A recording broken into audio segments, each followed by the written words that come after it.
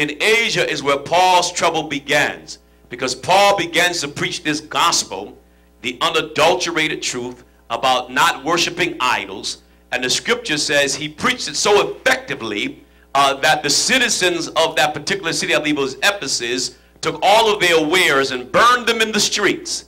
And they were going another way. And there was a silversmith who was a craftsman, whose job it was to build these idols, by the name of Demetrius. The scripture says that Demetrius began to rally the forces of the laborers and say to them that our craft is going to lay in waste, because this man is preaching that there is no God outside of his God. And he goes on to discuss, and the scripture says Paul gets in trouble in Asia. He also mentions in 2 Corinthians chapter 11, 24 to 28, the amount of trouble that he was experiencing for the sake of God.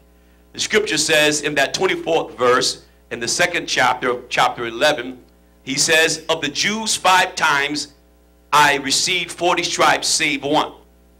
Thrice was I beaten with rods. Once was I stoned, and he didn't die, so apparently he lived through that. Thrice I suffered shipwreck, a night and day I've been in the deep.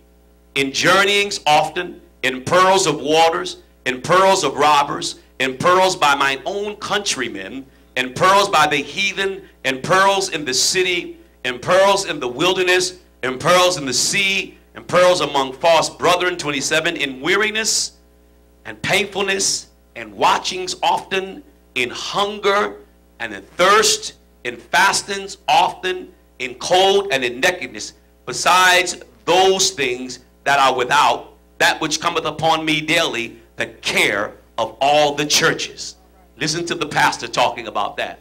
All of what he's gone through, all the pressures, and then he has the nerve, in my mind, knowing what it means to pastor, to put at the end of all of those many episodes, the care of all the churches. He could have put that there first, and that would have been enough pressure for me.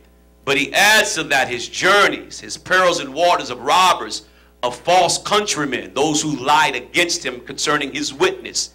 But you see, God does something unusual, and maybe not unusual, but something strange to Paul. The trouble that he starts, God causes him to experience the same trouble on the behalf of his kingdom.